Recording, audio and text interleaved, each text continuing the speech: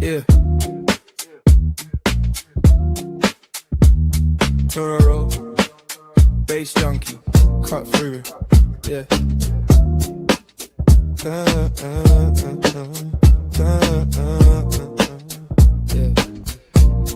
Yeah. Yeah. Group chat jumping, same old drama. Screenshots, think pieces, recycle karma. Timeline loud, but the truth sound quieter. Mute half the world, now my head feel lighter. Crypto bag small, but the brain compounding. DCA faith when the chart flatlining. They sold dreams, Lambo win a month, quick flip. I want land, less rent, more ownership. AI talk at the table, late takeaways. Who code the rules, who choose the maze? They want our face, our voice, our data. We want our time back sooner, not later. Through the noise, let it fade in the background. Talk your talk real low, still surround sound. Same cold world, but the kettle stays on. My boy, soft light, deep chat, we just cut through the noise. Through the noise, let them scream in the scroll bar. We stay here long form, talking from the gold heart. Same my world, but we're calm in the void. Cup in hand, good friends, yeah, we cut through the noise.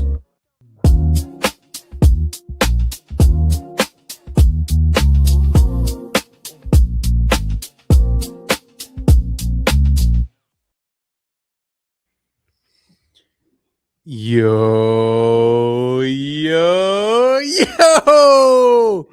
and welcome to this week's edition of Cut Through the Noise, the weekly talk show hosted by yours truly and Mr. CEO himself, Mr. Toro, where we talk about all things space, AI, crypto, and basically just give you the raw, honest take of the markets today.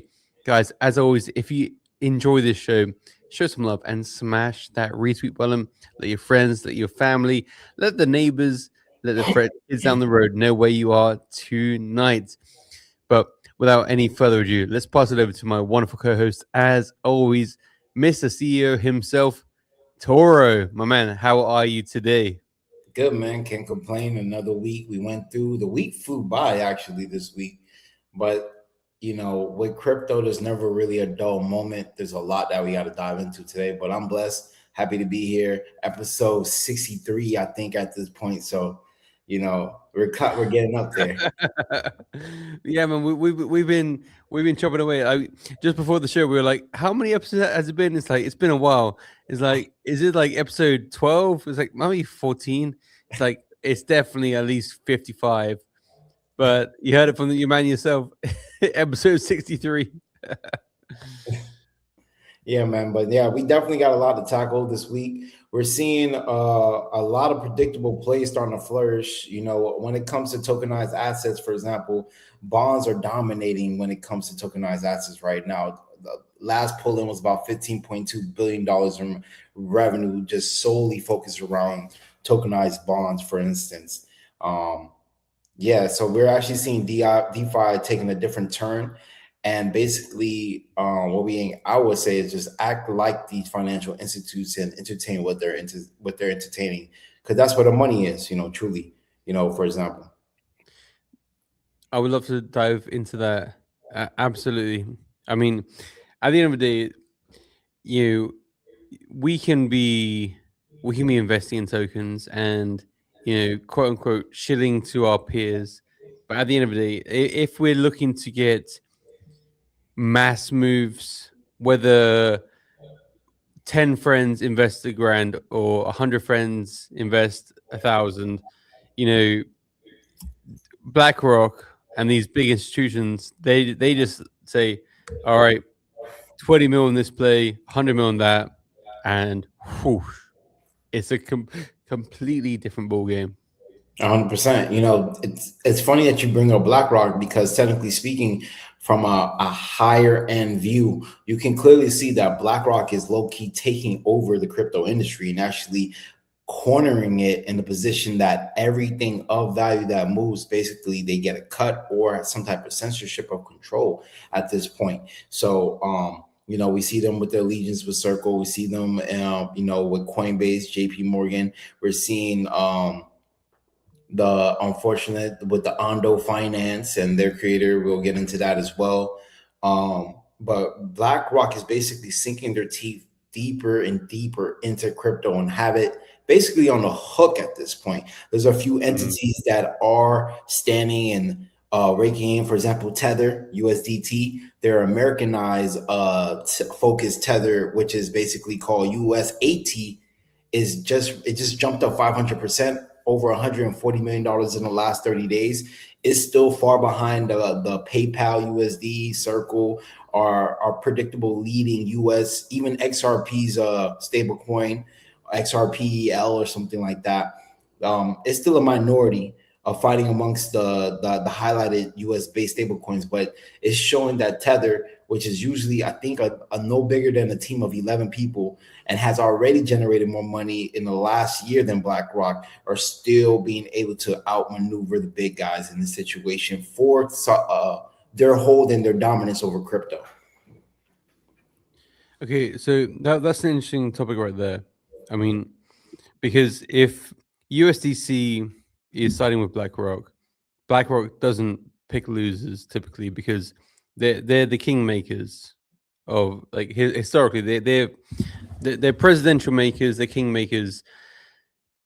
I remember years ago being convinced that if I'm going to stable up, I want to be into USDC over USDT because of security issues, or just like who is better backed, and USDC had better fundamentals over Tether. Now you're saying that USDC is in bed with BlackRock, which, you know, it's a hard bet against. Historically, it hasn't really worked out.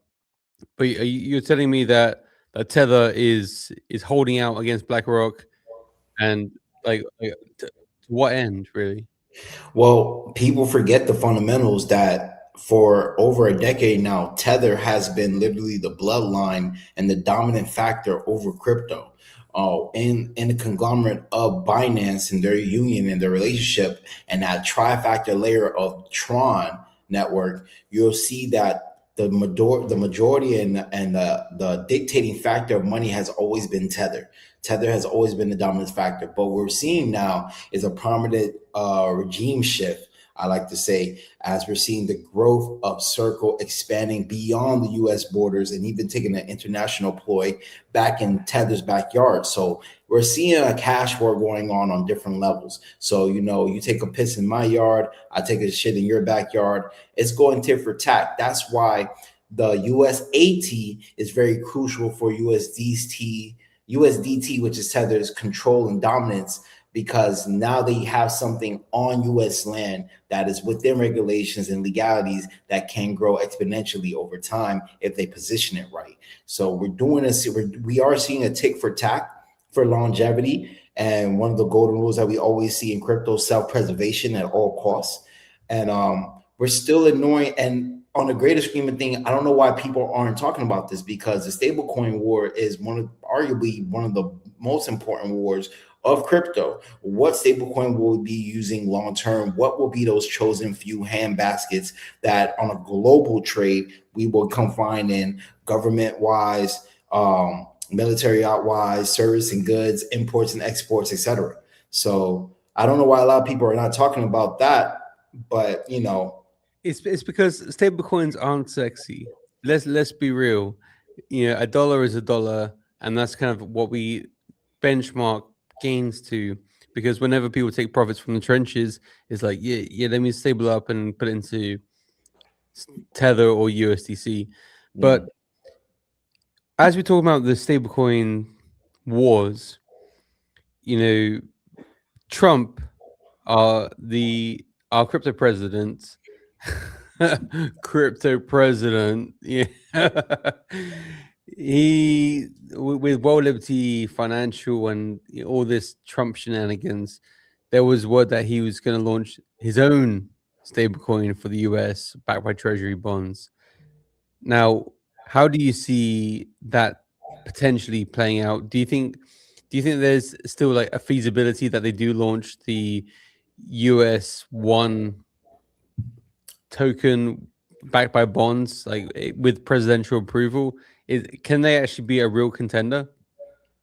A real contender, absolutely, when you have the leader of the free world that has his endeavors tied to it. But on a serious note, if we look at Trump's game is usually a big bag in a short term frame versus his longer term plays are more on oil, land control, resources, and tit for tat with nationality conflicts.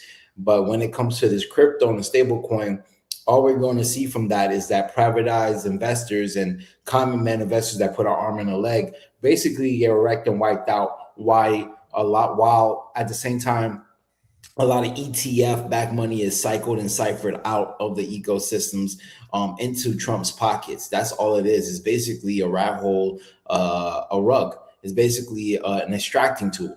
So the USD1 is a real stable coin. It will be around. It will be pushed, but not to a high degree. It won't be accepted globally. I don't see it doing that. But privatized deals with centralized form of banking and ledgers, I could clearly see that happening. Definitely. But I don't see that as a true contender at all versus a Circle or a Tether, etc. To be honest, I think fundamentally it wouldn't make sense for it to compete on the same level as Circle or Tether. However, if there are certain trade deals that can be done with it, Exactly. the fact that he controls that, tariffs, etc., it's very plausible that he could outmaneuver through legislation the competition and really gain like some market share there. It looks like the tariff war is over. The supreme ruling over that is that basically the president basically acted in a legal manner, and all that is basically being reversed. That's why you don't hear much about it no more. Trump is focused on other things at hand and bigger plays. So those were basically scarecrows and just like psychological tactics or chess pieces for a long-term war that we're seeing in an ultimate design. But they're very thick at the end of the day. That's why they were just a highlight for several months, and now that they're vaporware. Now they're basically, because the way he went about it. You see, Trump actually, since we're on the subject, Trump is actually suing the state of Minnesota. Governor Tim Walz just passed the law that starting August 1st, prediction markets are illegal for Minnesota residents. Not only did the Trump administration place a lawsuit on the state of Minnesota, but now Kalshi has threw their hat in the ring and now is placing a lawsuit on the state of Minnesota, saying that this is limiting their growth and reach in the U.S. That's pretty wild that Kalshi could, that a gambling company could say, "Hey guys, you're stifling our profits. Fuck you. We want to sue you." Like that. The second lawsuit is quite funny. I think Trump placing a lawsuit on Tim Walz, I think they would have found whatever reason. To be honest, I think they have personal beef. And if it's just an extra way to stick it to him, yeah, I honestly, it could have been jaywalking, whatever. Like, I think he would have found a way. Yeah, I'm curious to see how it plays out, to be honest. But talking about the going back one step, talking about like the tariff wars. What an absolute con that was. Like, what an absolute con to the general public, because they're like, okay, yeah, so turns out this was all illegal. We're gonna refund the companies the difference. So Walmart's like, great, we're getting 100 mil back because we overpaid, and so the other like big companies. And is Joe everyman on the street who overpaid on their grocery bill getting a rebate? Oh, of course. Not a single penny. It's just like, hey guys, we took too much from you, but we're gonna give our rich buddies a refund. Sucks to be you. Yeah, it's what an absolute just farce. And to label it like, okay, we're gonna do right, we're gonna do the economy right and refund it. It's like the people that need it didn't get a single penny at all. at all. Craziness. Craziness, man. And we can also, since we're backing it up a bit, let's touch base. I want you to really give me your take on what happened recently with the creator and founder of the Ondo Finance. A lot of people don't know too much about Ondo Finance, but it's correlated with Real World Assets, and they're backing by BlackRock. Have they actually talked about the cause of death yet? Has that been announced, or is this like another mystery billionaire situation of crypto? Let me do a quick. Let me just quickly ask my assistant. What was the cause of death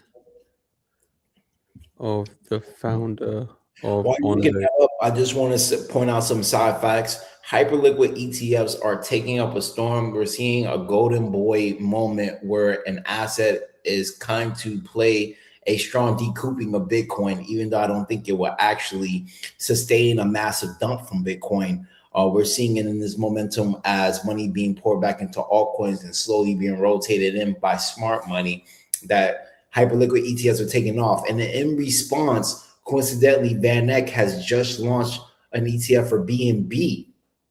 So we're seeing on both sides of the field, shots are being fired for internal conflicts and this bigger grand scheme of cash wars that are happening, dominance factors and market share. So either way, both are looked to me as big wins, because you're seeing privatized institutes, privatized entities buy into these cryptocurrencies, which is something that we've always talked about happening for many, many years, and now it's happening in real time.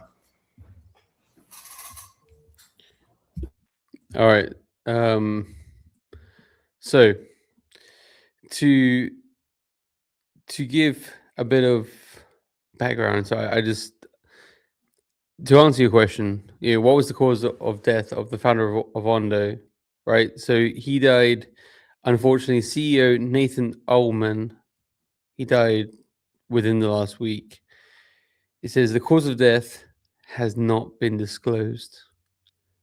Ondo Finance announced his passing as an unexpected passing, but didn't provide any further details. Okay, the company stated it is with profound sadness that we announced the unexpected passing of Nathan Ullman. Okay, sad, very sad. Anybody passing, it's unfortunate news. Okay, but Ondo. My next question really was, okay, so Ondo, they are really focused. They're one of the pioneers and really one of the market leaders for real world assets, RWAs in crypto, and BlackRock has their teeth deep into that. So it says BlackRock's interest in Ondo was primarily strategic and product related. Ondo was a customer and distributor partner.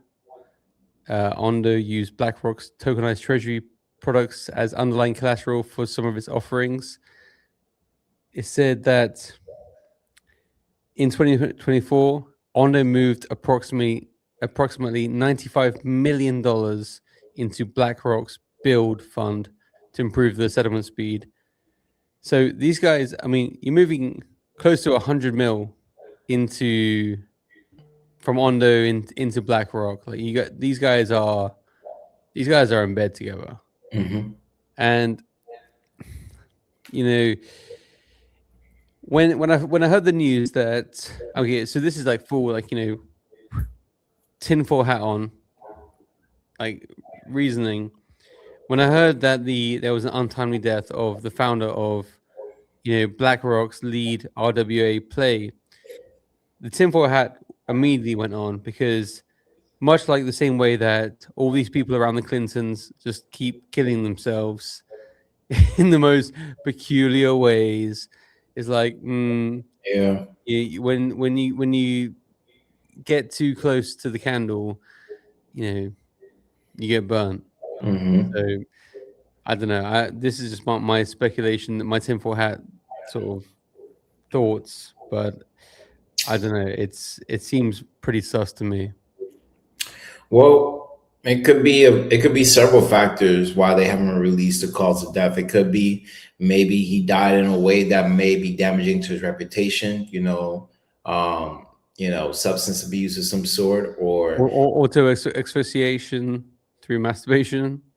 yeah, it could be some it could be some wild stuff, or it could be I would look more into seeing was there any conflicts known within or like in internal circles. Was there some type of stagnation of direction or wanting a shift of a direction of Ando that he resisted against? Was there any some type of internal conflict going on that may have led to foul play?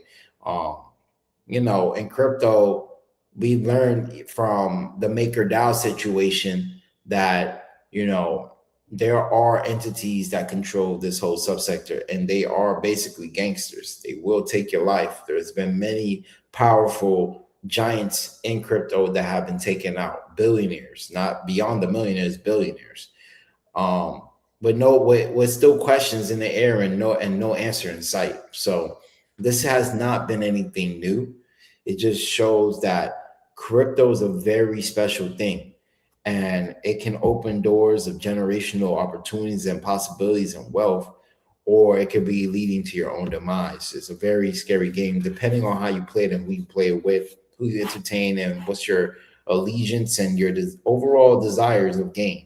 How are you leveraging this game and what are you contributing? How far are you going? How close are you getting to the sun as you fly high? All these factors play a huge part in how you end up turning out in this game. It's wild to think about, to be honest. It really is, because as many of us who just think like, hey, work hard, get ahead kind of mentality, it's like actually you fly too high, you got to cut some deals, or get axed. Yeah. It's very sad times for Ando. All condolences to the Ullman family. Tragic loss.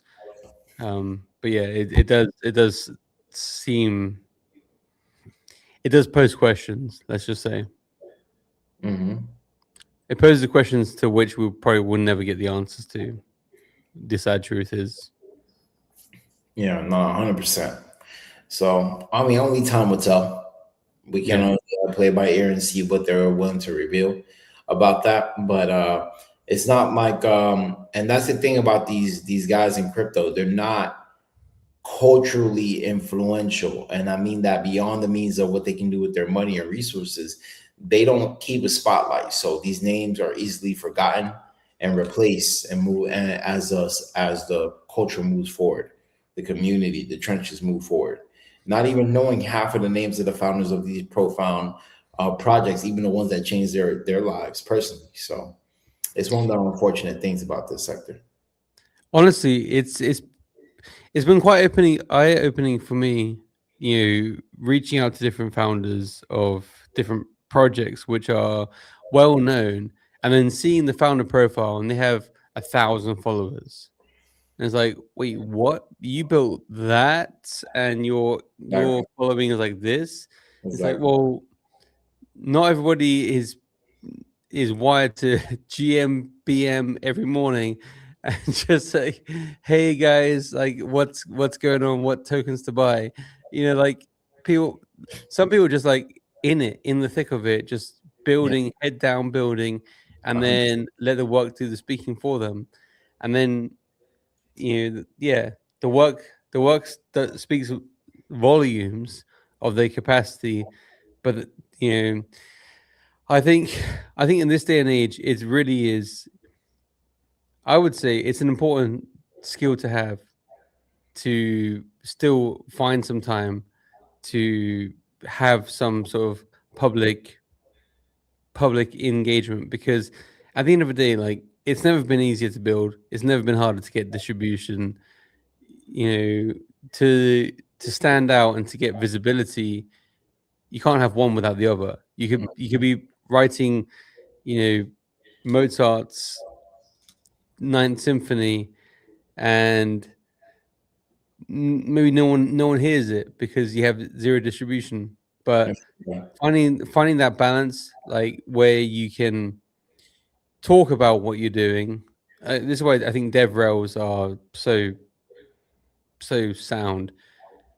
The ability to be a developer and still have those relationships with put things into layman's terms. So what a skill it is to have both sides of the spectrum. So any developers listening, get out there, get out of your comfort zone, and jump on a few spaces, let people know who you are, because at the end of the day, people connect with people vibe with people, and people want to support their friends. It's just human nature. That's true. Just want to give a update for everybody out there for the top 10 assets that users are holding in the last month.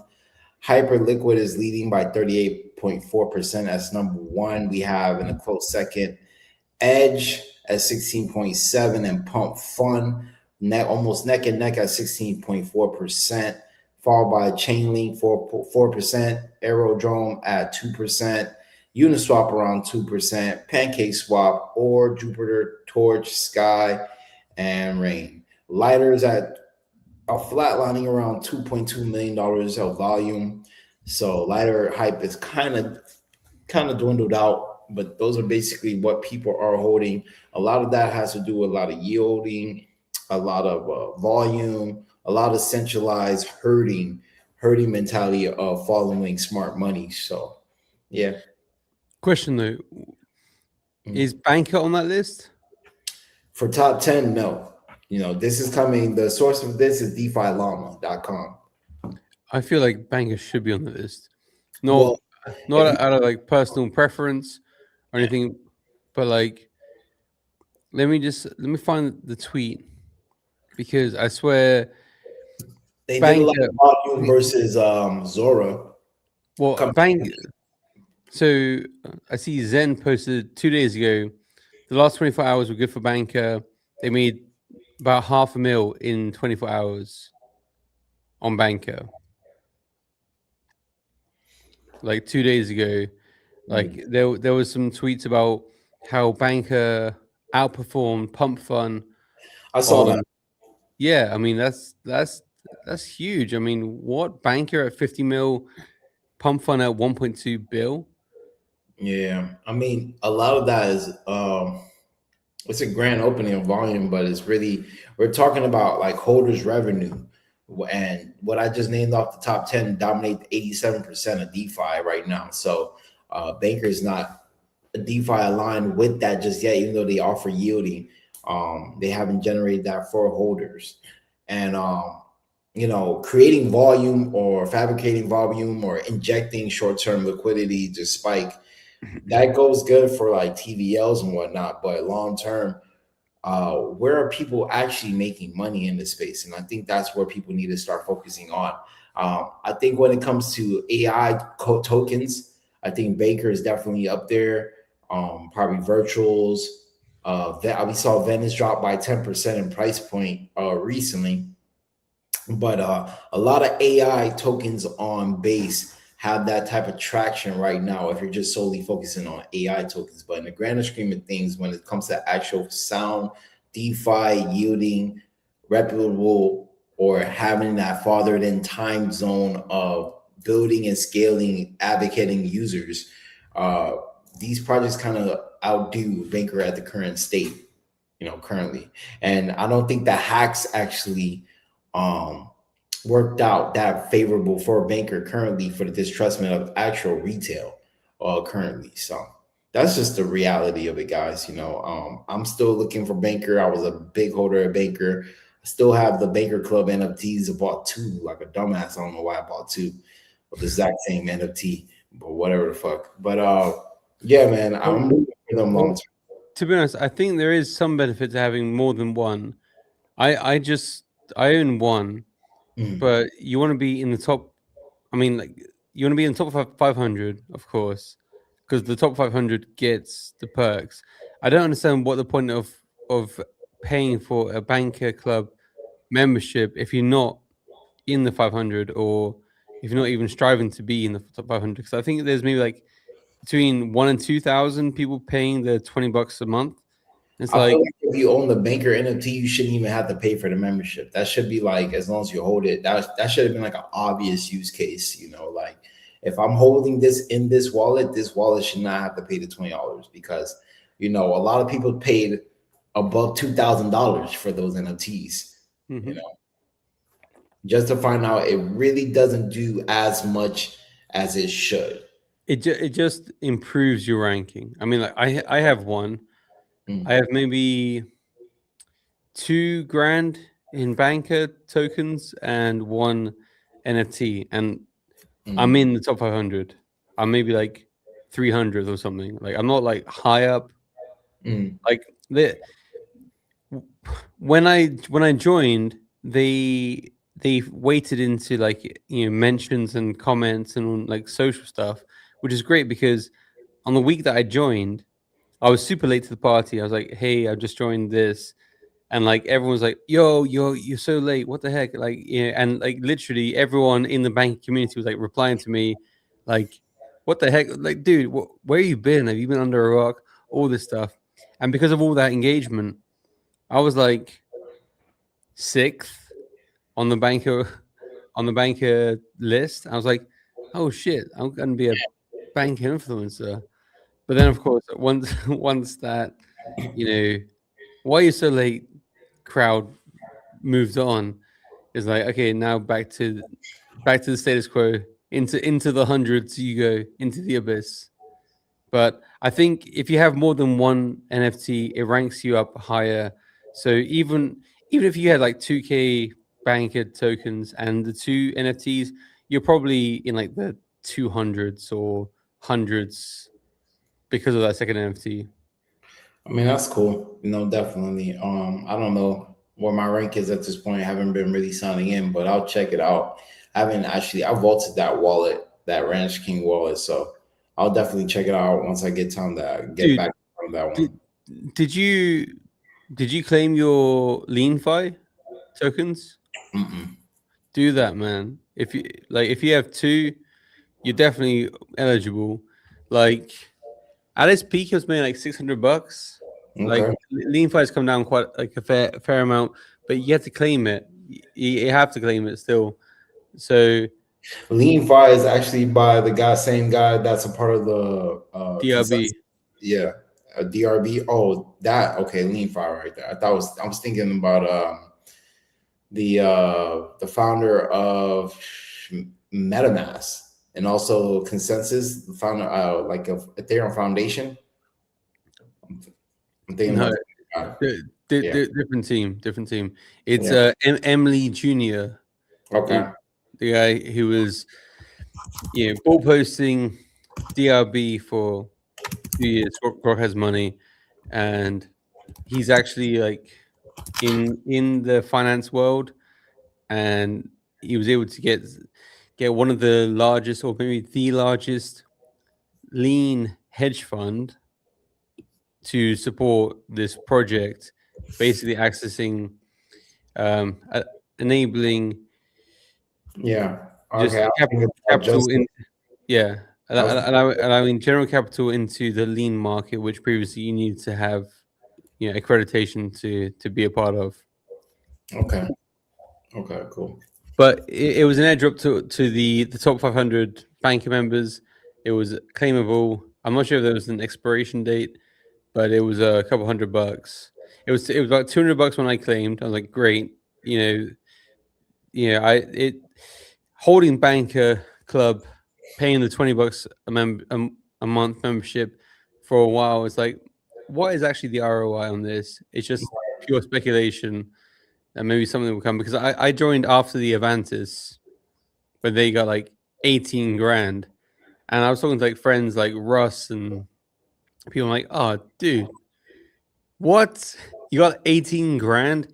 It was at Basecamp. It was such a divider, because some people were just popping champagne bottles and it's just like other people just like like Oscar nominees.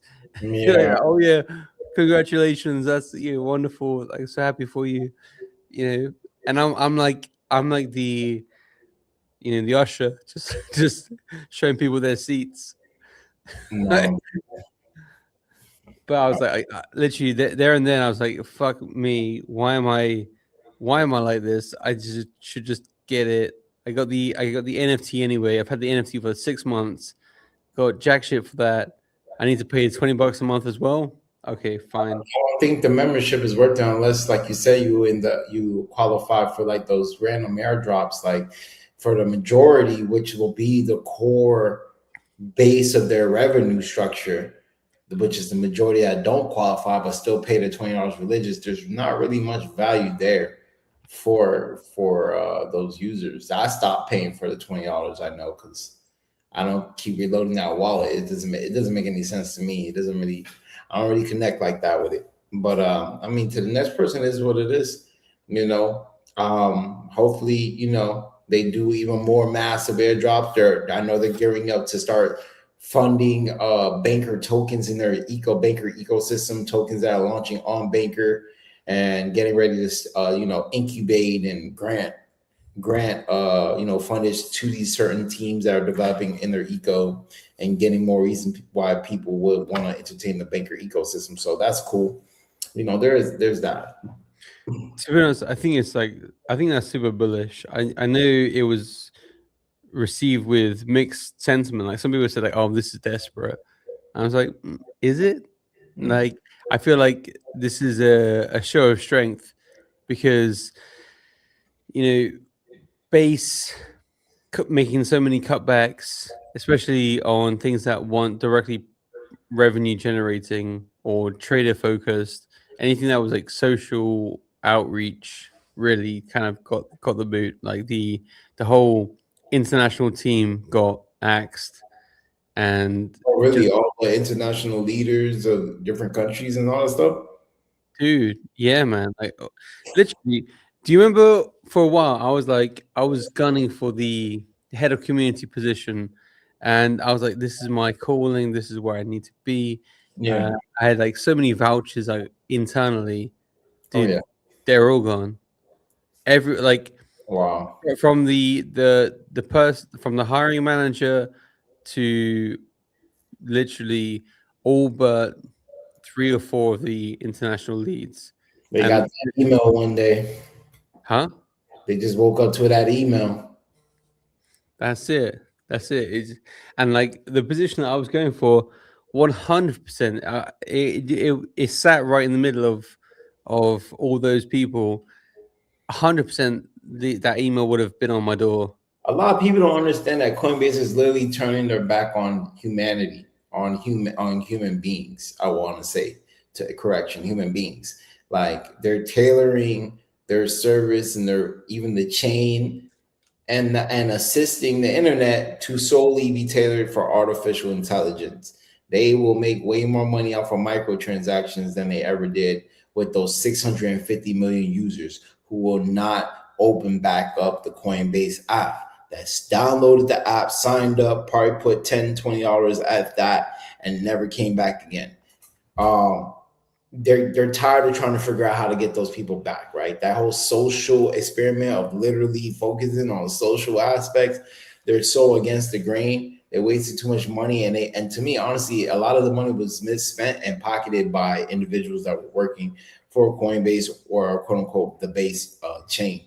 It was not really given out fairly to real builders, and that's just exactly why it doesn't work, right? Ethereum got a head start with being the only game in town where you could truly build something upon the chain. And now look at Ethereum. Ethereum is in high heat right now, on a lot of criticism right now. The Ethereum Foundation as well. Because why? 8 core contributors have left in the last 5 months from the Ethereum Foundation. Vitalik even had to come out publicly and even address the situation, saying that basically doubling down on his whole vision of basically the Ethereum Foundation basically not being what it was, and that in hopes that other Ethereum foundations would sprout up in other hierarchies. The only problem with that is that the Ethereum Foundation owns too much Ethereum, right? They got too much of a head start and have too much influence financially for there ever to be some type of balance of hierarchy from other groups and organizations and other people that are opening ETFs on Ethereum. Base is doing the same thing, self-preservation. They're going through a war where they're competing against the layer one chain that they're built on, which is competing directly back at them and every other competing chain out there. So it's quite a conundrum where the people that actually turn the gears, which is the diehard investor, the ones that are willing to take the risk of time, resources, and exposure, they're being forgot because they were just a prototype. They were the first version. Now, from the internet dictation, you can clearly see it in your timeline with the open clause, the Hermes, the Anthropic dropping updates every 3 days, and China dropping something crazy every day. It's starting to realize that the internet is being tailored to the artificial, something that's artificial versus us. And I don't think a lot of people get it. It's not going to be what you guys want it to be anymore, right? That's exactly why they pulled back from all these social experiments and was saying, we're only going to focus on trading and being a wallet and, and back to basics. What really made us a household name. Like, come on, let's just be real. You realize that you don't even need the users that will only really give back a portion of the money back to the market after a decent all season. Well, versus artificial life that will just keep going in and in and in as long as there's a task to uphold and to accomplish. It's basic math. It's money around the clock, 24/7. Yeah, I mean, it's a lot more stable. It definitely is a lot more stable to look at the actions of robots that are programmed to act under certain circumstances / all circumstances to be continuously algorithmically making these transactions, whereas people, you're overdue on a car payment, you're not trading that month. Things happen IRL, you're not trading that month. You maybe you like cash out your portfolio, your rainy day fund, something happens that your spouse needs an operation. Okay, that's it. I'm cashing out crypto because I need to do this. Right. There's so many variables with the human being that it's not a safe bet. You can see how from a pure revenue generating point of view, you want the stability, you want the safe bet, and AI is here to stay. It makes sense. I've heard on some of these talks like Jesse talking about how there's going to be more AI agents on the internet than people in the very near future. Yeah, it's inevitable, but at the end of the day, I don't want to live in a ghostless internet where it's all just AI, like bots talking to bots. There needs to be a place for humans to interact. I hope that we're backing the right horse. I hope that there is place for humans. I think really like shows like this, I think places where you have humans being real, I think this is going to be something that the don't forget even the founder of our great chain Base was literally spending a few months trying to create a AI replication of himself to basically feel what he does now, basically on social media. Don't forget that at one point the narrative was to make an AI replication of yourself, like a Base Junkie sitting right here that's AI, and just like let them spin the wheel on the content and the viewing and the live streams. Like this was the thing. So as AI becomes more and more trendy, there's going to be less sight on human needs, right? And human desires. And yeah, but also on that, I think the pendulum will swing. I think it will hit its apex and it'll swing back, because I did look at making like a Base Junkie avatar to do some content, not like shows like this, because I actually enjoyed the conversation and I enjoyed the hang. But I've seen some other content creators have AI clones do workshops or seminars on how to do XYZ, and then it's like their avatar talking it through in their voice, and it's 80% the way there. It really is like pretty good. Unless you're looking for it, you're just like listen It's to only the going to get better. But you know what really protects human beings, and whether at the moment it's like a shield to protect the need of human beings, is what they don't tell you is it's more expensive to run an AI work or AI agents than it is to just hire a human being. Like the token use is through the roof if you're using something like Anthropic.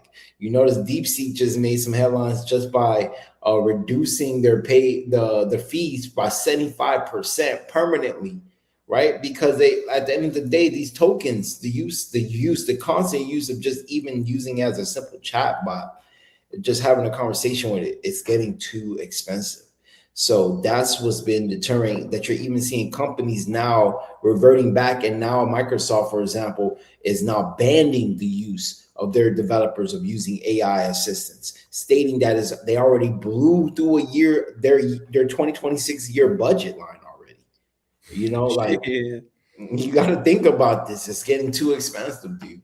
Until we solve that, there will always be a need for human. But as time keeps prevailing, the technology of artificial intelligence is only going to be optimized and improved. So once it hits that horizon where price and quality kind of eclipse, that's when I think a lot of human beings will be in trouble. But we'll see over the years, jobs being replaced and how the internet is being tailored to what, But in terms of like costs being so high, yes, I understand with Anthropic, using Opus 4.7 or using the latest codecs, like the brand new cutting edge, highest power stuff, which I'm sure everyone would choose to have the best results possible, but the costs are exponentially higher. But you also get these cases of, like Kimi 2 and this. Yeah, like Kimmy's cool to a degree. Not as smart. It's not really as smart as I want to say Opus. But it's a fraction of the credits. Yeah. So I'm wondering, like, there it is possible to get cheaper models and do the majority of the same tasks, unless you're looking to do something really like mentally intensive. You can get by with cheaper models for the most part. Yeah. Yep. Also, just want to throw out some side facts. Railgun has positioned themselves to be now the leading privacy protocol for Ethereum. I think Vitalik had a hand in like supporting the development of Railgun and why he uses it so much. But yeah, they just topped off, leading by $4.7 million gap of revenue on a daily basis. So that's one thing I wanted to point out, that privacy is still a thing and a necessity as we embrace the digital era. So yeah, there's that.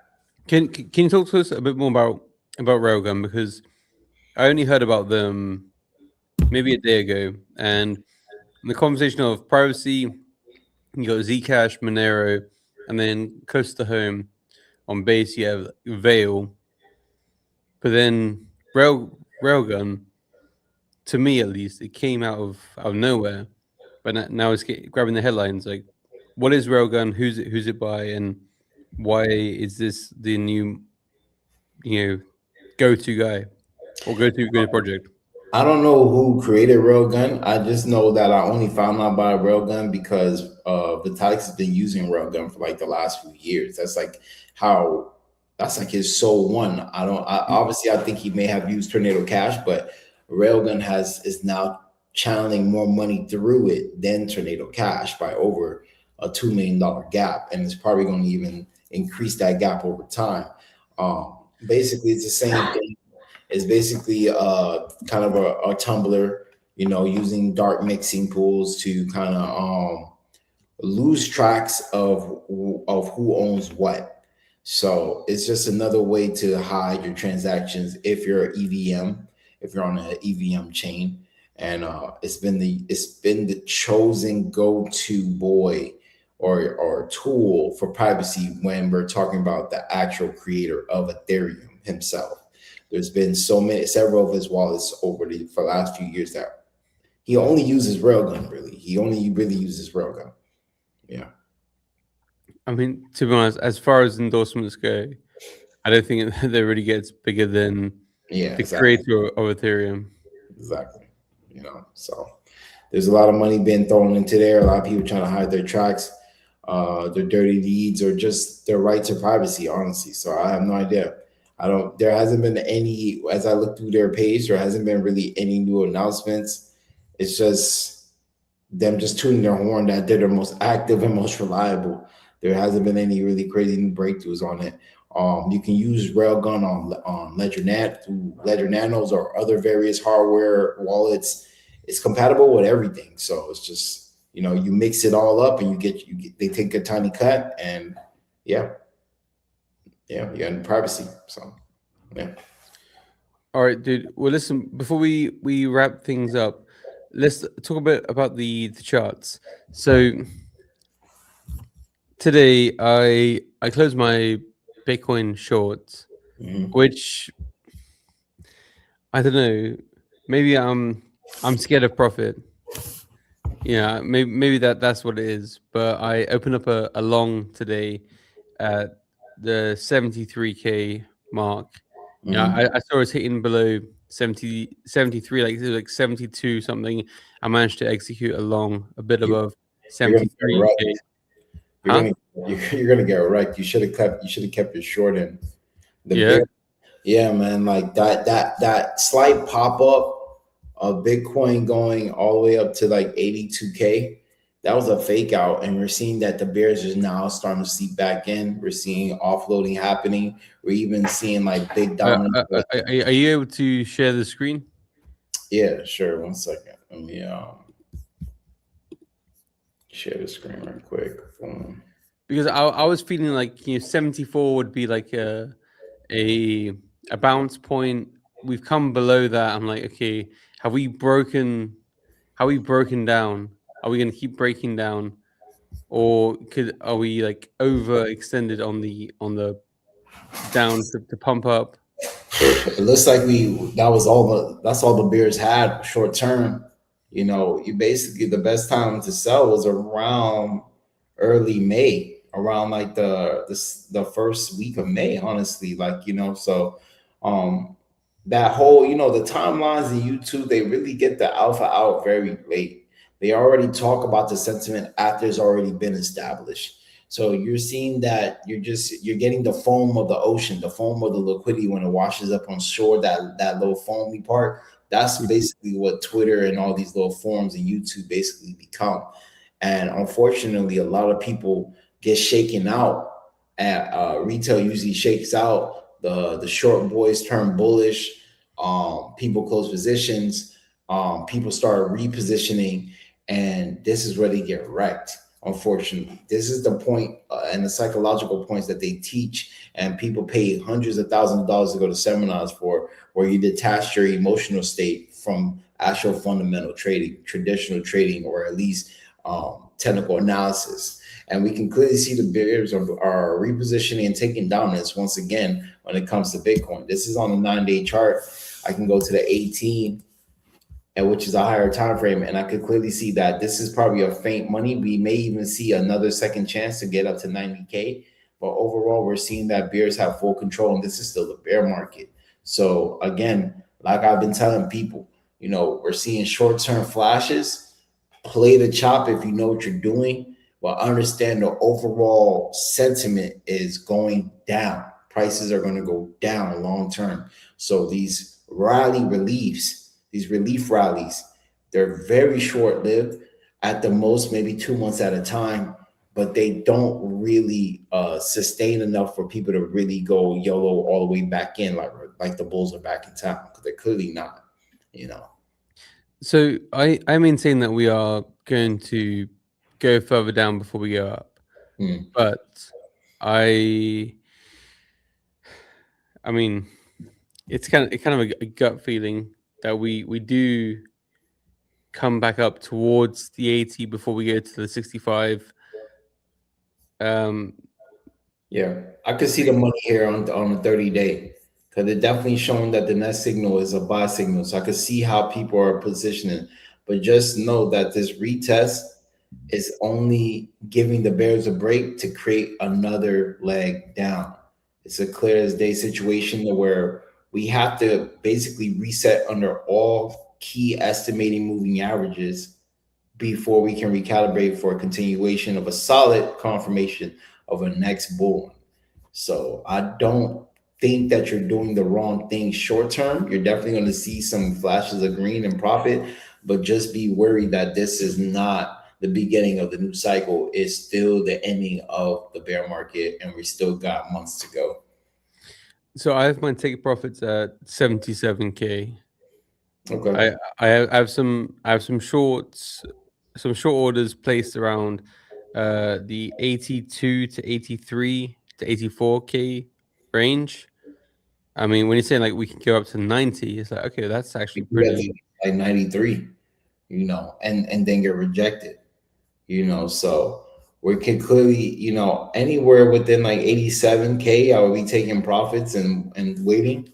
I wouldn't try to risk the biscuit for those couple $1,000 in fluctuations. I'll be already in my sentiment from where you are now, getting ready for that liftoff in the next 2 days and change, and see how much money actually is rotated over, gearing up for next week, prepping next week. So we probably might see some stagnation, sideways chops this weekend, because the week is basically over. But we want to see how the markets open on Monday and see how crypto takes a turn, if any spikes or any large movements happen over the weekend. Because, you know, as we all know, that crypto is not like traditional finance. It does not operate like traditional markets. It's 24/7 shop till you drop. So, like, you know, we'll see how that works out. But I think you're in a good position to take some money off of a relief rally. But I'm still not personally convinced that we're out of the woods yet. But we are bouncing off of key EMAs at this point. So I have very tight stop losses. I've been stopped out maybe twice on this long trade. So I'm putting them very, very tight, maybe too tight to be honest. But like 72.6, 72.7, and just like, man, these market makers are fuckers, because I feel like they see where my stop loss is and they're like, okay, we're just gonna wick down real quick and then we're gonna keep pushing up. The only thing protects you is lower leverage. Don't listen to these levy boys showing screenshots of 40x, 50x, 75s, 20x at the most. You know, at 20x and below, you know, will give you that grace gap to kind of protect you on those down days when the market maker is cleaning house and trying to basically wreck everybody before it really shows its hand of where they want to take the market or the price point of that asset. Dude, 20x degen to me. Like I'm 10x, and I'm like, I feel like I'm pretty close to the sun, but you're like, play it safe, do 20x. Yeah, you know, 20x at the most, you know, but 10x is great. At that point, you have a great amount of wiggle room, man. So yeah, I mean, that's what I'm saying. Like I'm not using a huge size, but like I've been stopped out a couple times, and each time I get stopped out, like it's maybe like $100, because my stop losses are so tight. You know, I'm trying to time the Pico bottom. You know, like each time it's like maybe like an 8 to 1 risk to reward sort of play. So I'm kind of like going in with that sort of mindset, but you know, maybe I'm being a bit too cautious. I've just honestly in 2024 I was like, leverage is the devil. I lost more money than I was happy to to it, and it's just like, oh man, I just fucking suck. I hear that. I hear that. Wow. Okay. Hype is really looking good as like Glory Boy. Do not chase the FOMO, guys. If you weren't already accumulating, let that baby settle. Hitting all-time highs in the midst of a bear market isn't very impressive. I must say so myself. So, Dude, I swear we looked at Hype and it was like $45. oh man, it cracked $60. So the Levy boys are celebrating right now. Hype maxis are going nuts. Jeff Riders or Jeff Glazers are glazing hard right now. So it's like, um, that's what happens when you sign a deal with the majors. Now that's that good old USDC, and that's that good old ETF. So I mean, Mhm. is in a good position right now, So long term, I think they're setting themselves up to be a very big dominant factor in the finance world. So we'll see how far they'll take it. And now that they're doing canonical settlements on prediction markets, they're trying to become a big cornerstone of finance. So we'll see how that works out for them, overall. Yeah, dude. I think a lot of people are bullish on Hyperliquid. I mean, I it's one of those things that just sort of like slipped me past, and I was like, oh man, I should have been more involved. But looking at this Apple, not looking at those peaches, I was like, Mhm. dude. That's the thing with crypto. There's so many there's opportunities everywhere, and it's just you just got to have a little bit of luck and awareness to position yourself in the right tokens. Because at the end of the day, like everybody feels like everyone has conviction in their own tokens, and everybody feels like they're in the right plays that are going to change the world. But then those who are actually like call it right, hey, GG's, like big time. All day. Yeah, Banker's looking good at these setups, man. On a higher time frame, they looking like they can take it higher, take that price point higher. They're starting to gas out on a low time frame, 3 days. But for those that can withstand this pullback, you might see some more gains if you are holding on to your Banker bag. I don't know how DRB is looking these days. It's going down the drain. It's in the shitter right now. Honestly, I think Emily was the one that was sort of ball posting it into relevance, and now that he has his other projects, Yeah. he's ball posting less. Like obviously there are the DRB army, but he was the general commander, and I get that. yeah, his focus is elsewhere these days. Solana's going through some hard times, boy. No wonder Totally started posting and comparing his Phoenix Exchange shit to Hyperliquid, boy, making up like this whole farce about people comparing it to. Nobody's comparing it to, but man, Solana's getting shitted on. But maybe the Bears are gassing out overall. They need a break. They've been controlling this for far too long, and they've been letting off too many clips. So, I mean, Solana, they definitely going to see a bounce back. Probably arguably as high as 131, lower end probably $97 is program coming from 82. So I will be stalking to see if there is a turnaround for Sol. But man, it is looking rough on that mother. I mean, to be honest, like it's looking pretty. I mean, just my novice eyes, it looks like it's pretty bottomed out. Yeah, that's what it looks like, a bottoming out happening. But the problem with these bottoming out is that it's not a bull market, right? So then it's like you're gonna get it. You're just looking at the creation of a relief rally, and you don't know how high they're gonna take it because you need that kind of exhaust. You need that kind of like second of relief where bears get a relief, bulls enter the market, bears are gearing up for what, another leg down, So yeah, it's one of those situations where there's money on the floor. certain also are being rotated too. But when you look at something interesting like the total altcoin market, excluding Ethereum and stable coins, you see that there's more nonsense happening. You know, bears are still in full control. It's still a bear market, and alts will not be sent regardless overall through this relief rally. They won't get a heavy play on. You know, it's just the majors. It's just the majors. So yeah.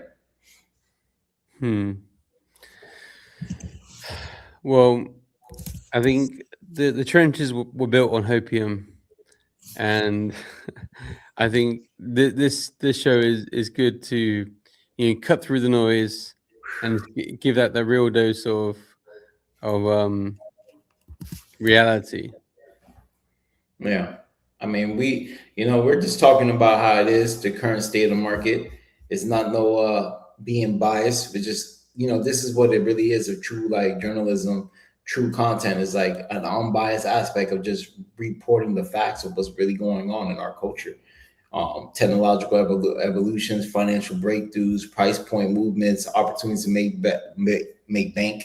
I mean, and so much more. It's never a dull moment in this culture and in this thing that we call crypto. So we just got to take advantage of all the information that we have. So a lot of alts are looking like there's going to be a buy signal printing out, but for how long? This is a bloodbath overall. So. I mean, that is the 18-day chart.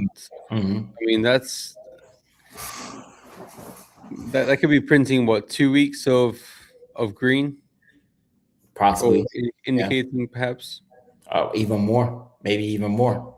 So it seems, it shows like, hey, maybe the summer might not be too bad, or we might get an upset in the last quarter before things get clear to buy. We might have that one last purging, that reckoning day. So I like that BNB and you evaluate the state, because BNB has been such a huge player. Binance has been such a huge player in the price point of Bitcoin for the last several years, between the, like I said, the Tron, the USDT, Wintermute, and they're even at one point with their own stable coin, BUSD, right? So, yeah, it's definitely doing those things.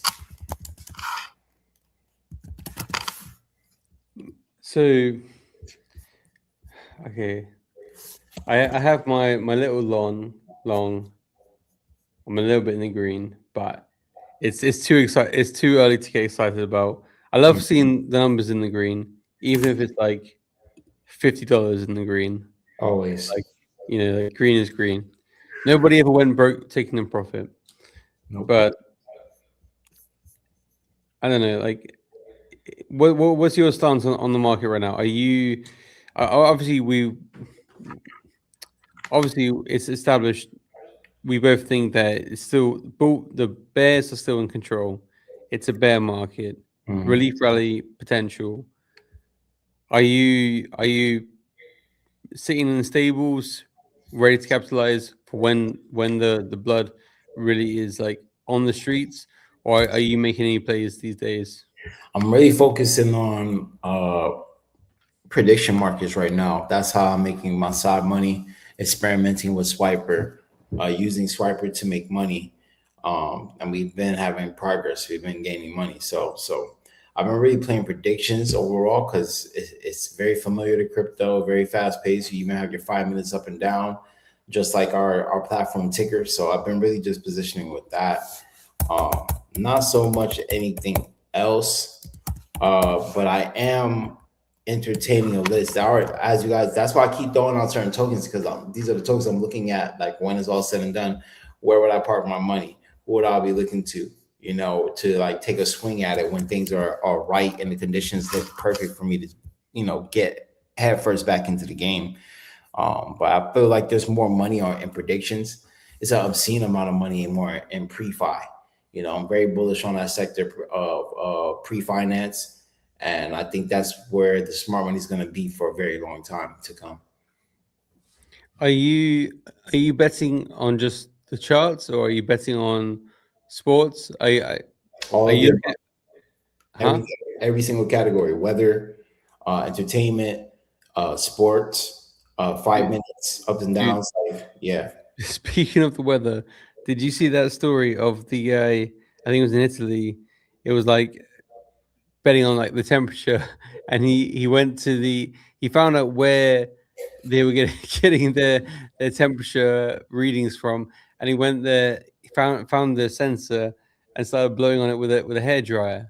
Yeah, that was ended up being fake. But I'll do you one better regarding Google actually. Google just charged one of their workers. Let me see, I found it. A Google engineer has been accused of misappropriating confidential company information to place Google related trades on Polymarket, allegedly profiting about $1.2 million.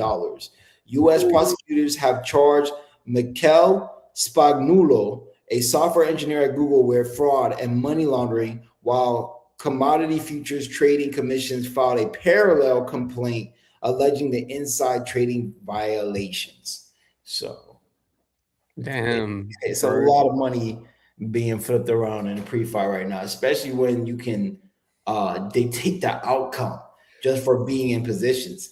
Just like when you go back to like certain bets on Polymarket where they're like, oh, Elon Musk is going to say these words. And then Elon Musk used the opportunity to troll and say all the words listed. And he's not the first figure that we saw that did that too. Our vice president did the same thing. Even Trump has done it several times. I think Brian Armstrong's done the same as well. Brian Armstrong did the same thing. Dude. Yeah, exactly. You don't think that he actually made a bet on himself before he did that? That's a slam dunk. You know, that's a slam dunk. I'm sorry. I'm not here to hold your hand and tell you about cotton candy unicorns made out of Skittles shit that fart lemonade into your cups. Like, it doesn't make sense. I'm here to tell you what's really going on in our markets, right? And how you can better yourself to position yourself to make money like the smart money is doing, you know? Yeah. Man, I wish Polymarket wasn't banned here, but I must say I need to start using Swiper more for the trades, because I want to place some bets on the World Cup, and I want to use crypto to do so. Yeah, I don't want to be using my fiat wallet to be doing like World Cup. When I say World Cup, I mean like the football World Cup. Man, that's another thing that we need to talk about. And for everybody that is traveling to the World Cup events based in the US at all major cities on both coasts, please be careful. Those that were in charge, chief of security, clearance, the ones that got over $62 billion or $1 million have stepped down since March, stating that they are under resourced for the security upkeep of the World Cup events. So we know that this is historically arguably one of the biggest events on the planet. People from all continents will be traveling for these things. It can always be obviously be used as a targeting ground for catastrophic reasons. So please be careful. It's unfortunate that we're still seeing corruption at the highest levels, where people are pocketing money that is supposed to be used to protect our people. But that's just the nature of the game. Yeah. Shameful stuff. Disappointing for sure. Mhm. But hey man, let's put a nice ribbon on this and let's close this out. Yeah. But as we do, as always, any final words / calls to action before we close this out? Yeah, man. www.swiper.xyz. Is it swiper.xyz? Am I tripping? Yeah. It's Swiper, SWIPR.xyz. Yeah, SWIPR.xyz. Make a profile, support the cause, a true decentralized social media platform that's becoming a one-stop shop. It's the next evolution of super apps, I truly believe. And we're just working constantly around the clock. This is a big project, so it will take time to rebuild the layers over time, but you might as well get in by design and get a head start. Use Base Junkies referral link and definitely support the cause. Power to the people that actually use the chain for what it was always meant to be, a way of outlet of freedom and sovereignty. So yeah, we're here to give you the tools to succeed and also give you another rendition of how to properly use these platforms that have been reselling your data for many, many years. That's what's up, man. That's what's up. That's the power of decentralization. And speaking of decentralization, tomorrow will be the final fireside chat on the Fireside Mini app. Yeah. End of an era. It's the evolution into new things and new focus with Fireside Media. We will be sunsetting the Farcaster Mini app as we support the new Farcaster Spaces and continue to support the builders through Fireside Media. Spaces on Farcaster, they call it the Spaces as well. They haven't got a name for it. They're calling it Spaces. Yeah. Okay. So have you tried it out? Yeah, I know you have made a post about people joining. How is it right now? How's the specs of it right now? I tried it on Tuesday. It didn't really work very well because it was only open to premium, and the people that I invited on weren't premium Farcaster members, so I wasn't really able to do a thorough test. Today I was on for about an hour earlier. I got kicked 3 times. Some of the other speakers got booted. DJ said that his phone was overheating. It seems like it's quite resource heavy, but the audio was good. The audio quality was good. So it seems like they're tackling some issues, working on others. It's not a seamless experience. I would say Fireside still is the best audio spaces platform that I've come across. But I do have high hopes for Farcaster Spaces. I was actually talking to DJ today. I'm like, look, let's just if we can't sell the Fireside Media app, let's talk about maybe open sourcing it, so that we did a lot of trial and error with community feedback on making it a solid product. On the UI and features, and if it helps Farcaster improve their thing faster, and anybody else working on that stuff, if we just open source the front end design and it can be repackaged, then if we're not going to sell it, then why let it just sit on the shelf? Why not let it actually flourish in different capacity?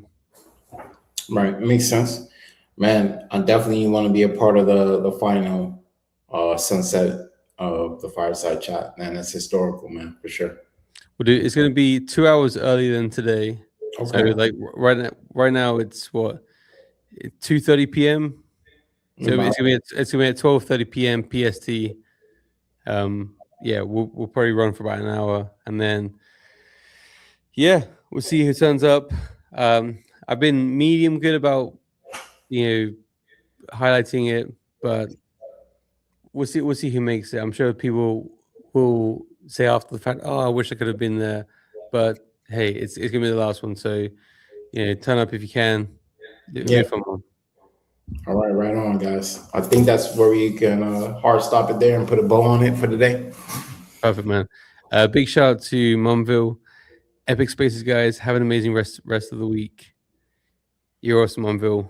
One of the absolute real ones in the space. I want to say a big thank you to everybody who tuned in today. We do host these shows on a weekly basis. We're going to be pushing the show back 30 minutes from next week, as I will be doing Monday to Thursday live streams at 12:30 p.m. PST, and then we'll have the after party here with cut through the noise at the 1:30 p.m. mark PST. We'll see you tomorrow for the final fireside. So until next time, stay safe, stay healthy, but most importantly, stay safe. Peace out, everyone. Peace. I'm a baseline junkie. I'm a baseline junkie. Tell him again. I'm a baseline junkie. Tell him again. And I like it funky.